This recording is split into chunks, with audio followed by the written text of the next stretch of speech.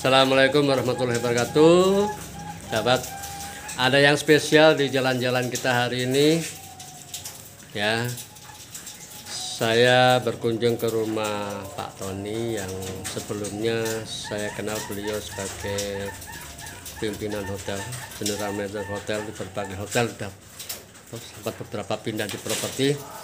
Nah, ternyata saya baru tahu beliaunya ini punya ingon-ingon punya hobi yang tidak sekedar hobi, tidak sekedar senang-senang, tapi menghasilkan.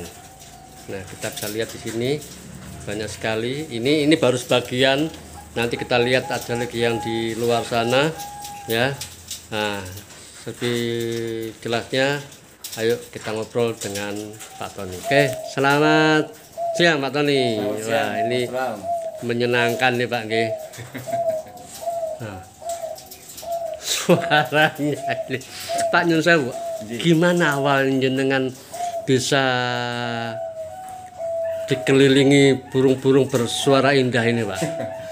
Pertama emang saya hobi aja, dikenalkan sama saudara. Perkutut itu loh enak. Ya saya sudah beberapa kali main di Kicau, di Paru Bengkok, juga sempat di Lombok juga, di ikan juga saya pernah bermain-main di situ. Terus akhirnya saya jatuh cinta perkutut karena dari samping suaranya itu pas di hati, juga peliharaannya juga tidak terlalu yang ribet, nilai ekonomisnya juga lumayan.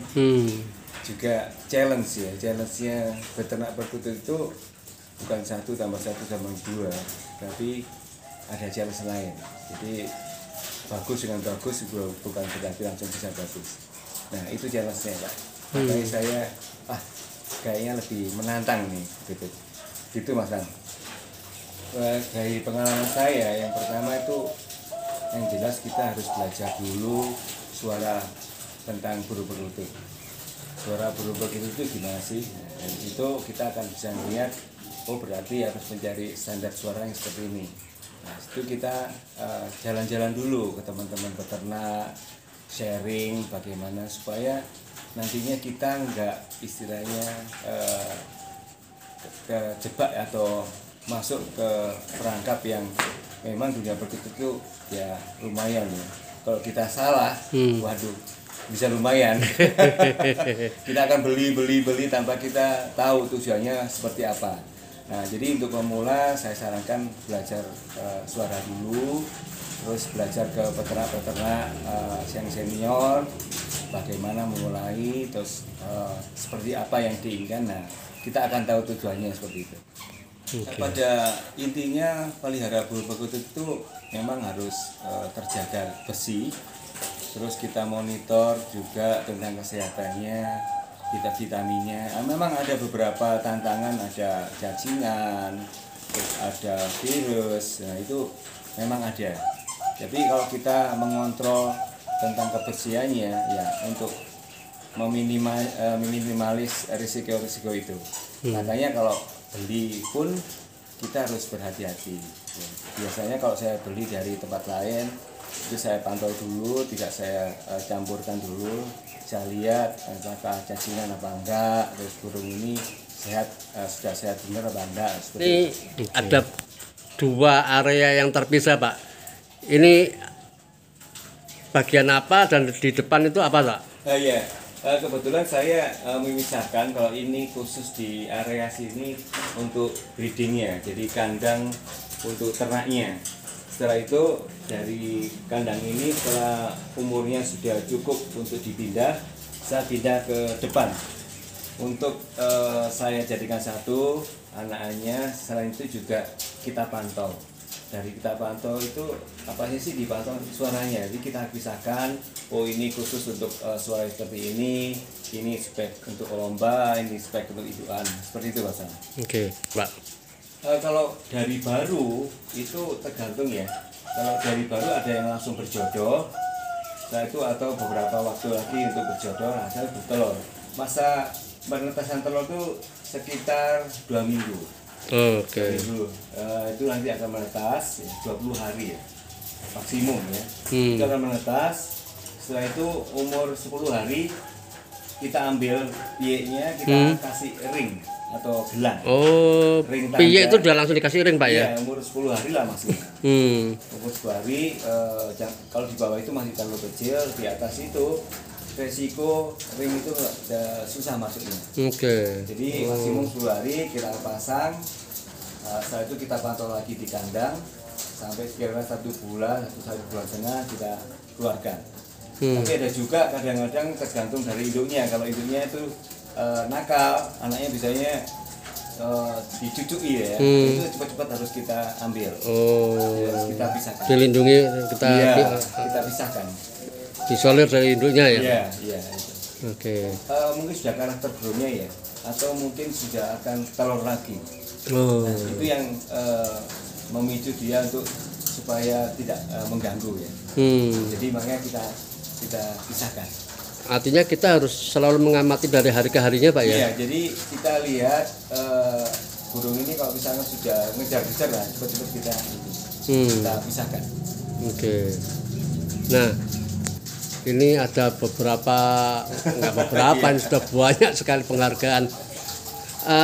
Kebanggaan apa Pak ketika ini dilombakan dan kemudian mendapat apresiasi kemenangan ini? Ya pertama jelas kita senang ya, bangga kalau burung kita menang ya. Itu satu. Yang kedua juga alat untuk branding ya. Jadi nanti nama kita masuk di jajaran daftar juara. Akhirnya nantinya kalau sering keluar masuk di daftar itu juara, kita akan mudah menjual anak-anaknya. Nilai jual makin tinggi Pak ya? Ya. Buat branding ya. Nah, selain itu apa kenikmatan lain berada di sekitar perkutut ini Pak?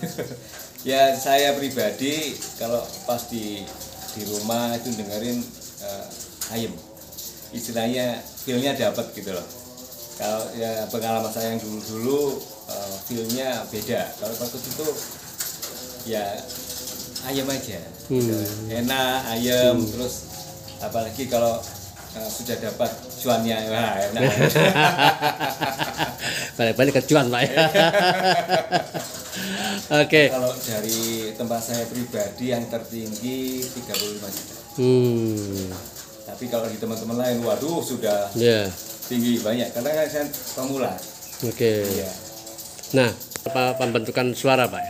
Iya, jadi untuk beternak perkutut ini dalam pemilihan penjodohan, kalau saya melihat dari suara, dari suaranya seperti apa, yang kita mau seperti apa, nah itu ide-idenya begitu ketemu nanti kita jodohkan.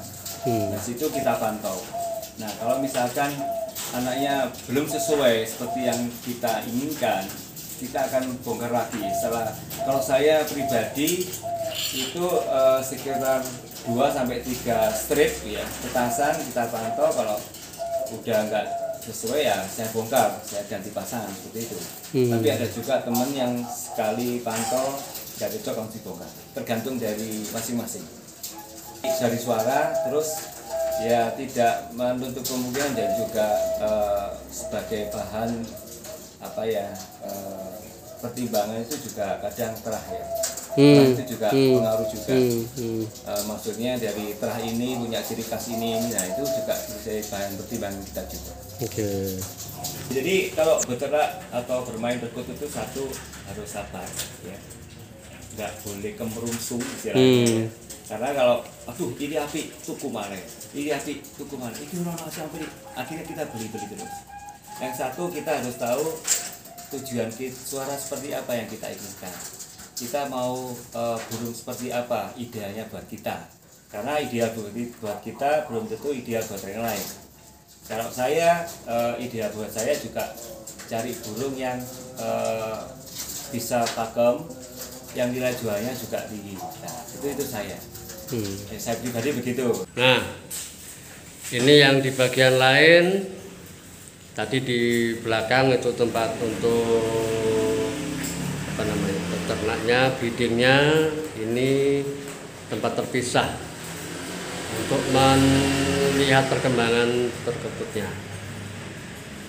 Oke, kalau yang tadi saya bilang masih penasaran dengan koleksi-koleksi burung perkutut Pak Tony, silakan datang ke Kutisari 1 nomor 12. Banyak burung-burung yang suaranya merdu-merdu ini. Dari tadi saya selalu menikmati suaranya, tidak pernah berhenti.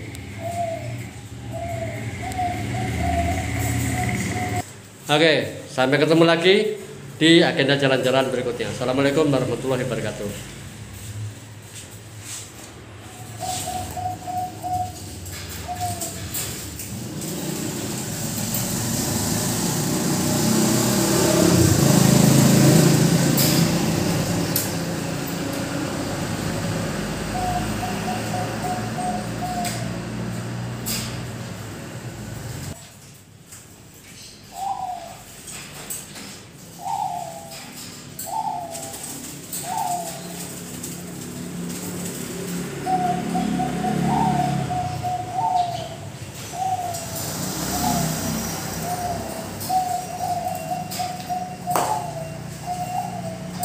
Sabi